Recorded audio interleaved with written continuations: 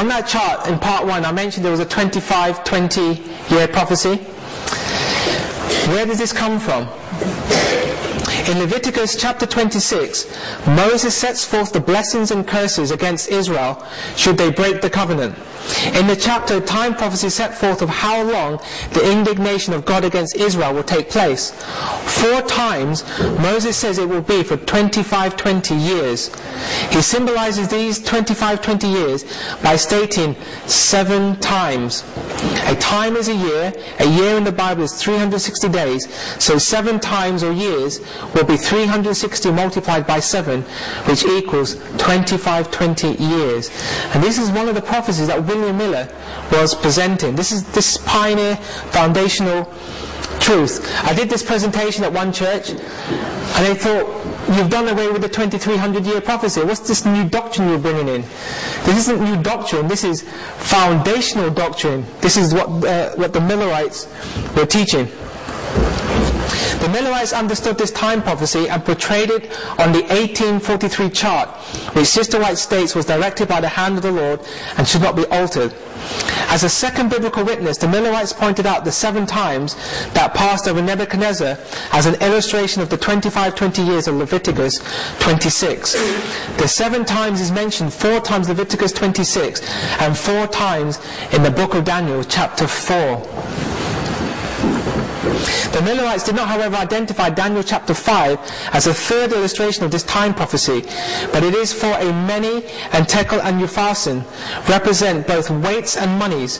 Whether you take the weight of the many and tekel upharsin or their monetary value, the sum total of either is once again 25-20. The message associated with many tekel upharsin is that the kingdom is divided, numbered and weighed in the balance, and found wanting.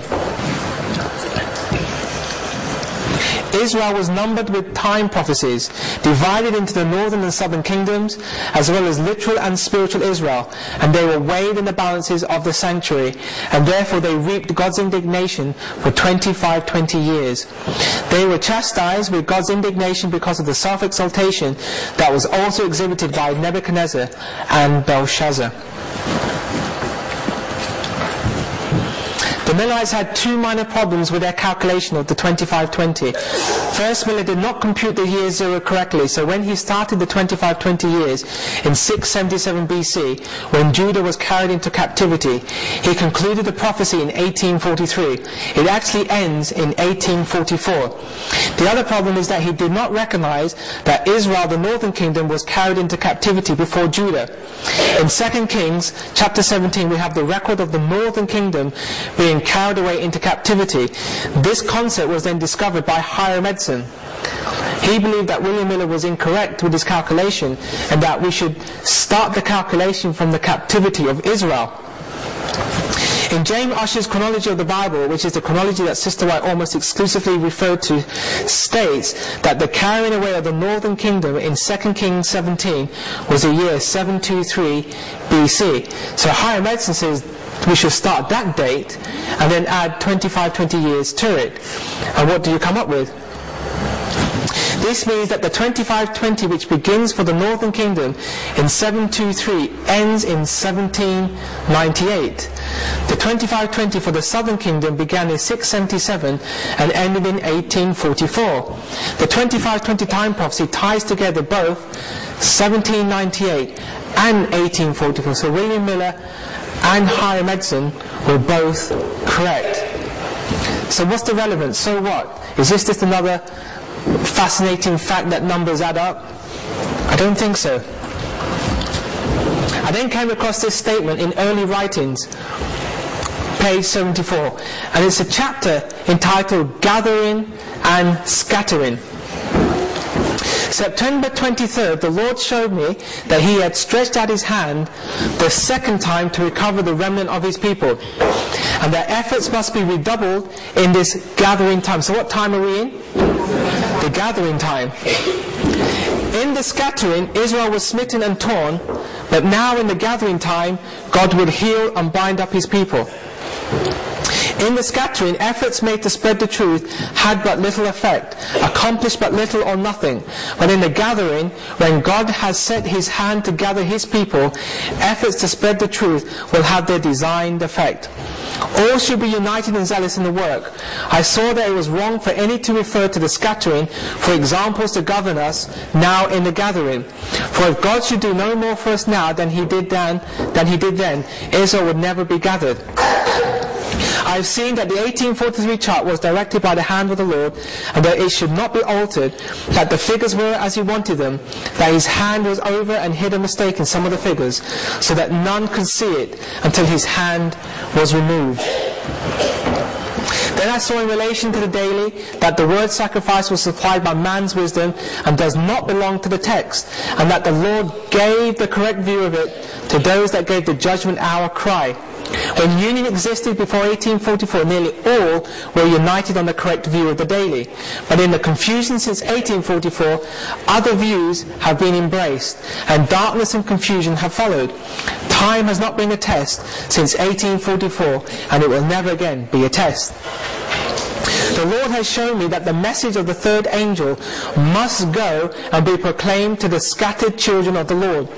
But it must not be hung on time. I saw that some were getting a false excitement arising from preaching time, but the third angel's message is stronger than time can be. I saw that this message can stand on its own foundation and needs not time to strengthen it, and that it will go in mighty power and do its work and will be cut short in righteousness. So, pulling it together, we find that when we take the first prophecy, 723 BC to 1798, this is what basically we understand as a scattering time. The people of God were scattered. And then we find in 677 BC to 1844 is what we'd consider to be the gathering. So God is now establishing the time prophecy where he's going to start to gather his people. It's interesting, when you look at 1798 and 1844, there's a difference of 46 years. And we find that it took 46 years to form the rebuilding of the temple. I think it's the book of John. I thought I had the reference down. John chapter 2:20, it states that it took 14 years to build the temple. But we find between 1790 and 1844 was another 46 years. So what we understand now is that God, after 46 years, was now establishing his new temple through his people, through God's denominated people. That's why it's quite important as we connect the 2520. Then we find in Daniel 8:13 and 8:14, then I heard one saint speaking, and another saint said unto that certain saint which spake, How long shall be the vision concerning the daily and the transgression of desolation, to give both the sanctuary and the host to be trodden under foot? And he said unto me, Unto 2,300 days, then shall the sanctuary be cleansed. The sanctuary could not be cleansed until all God's 10 commandments were being kept by God's denominated people. After 1844, that's when the Sabbath truth came to its swelling. Before 1844, there was a few individuals keeping the Sabbath, but after 1844, God's people then accepted the Sabbath, and now God's people were now keeping the 10 commandments. Now God could start the process of the cleansing of the heavenly sanctuary. And basically, what God is waiting for now is to have a complete and sanctified and purified church. Then he will come back. That's how I think the 2520 is bringing the importance of the 2,300-day prophecy. God is preparing his gathered people to make an end of sin.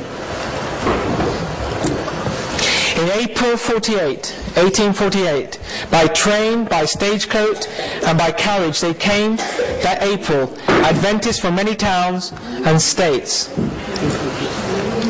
Their destination was the Belden home in Connecticut. Here, James and Ellen White, Joseph Bates, Brother Gurney, and almost 50 others met for what James White later referred to as the General Conference of the Sabbath-keeping Adventists.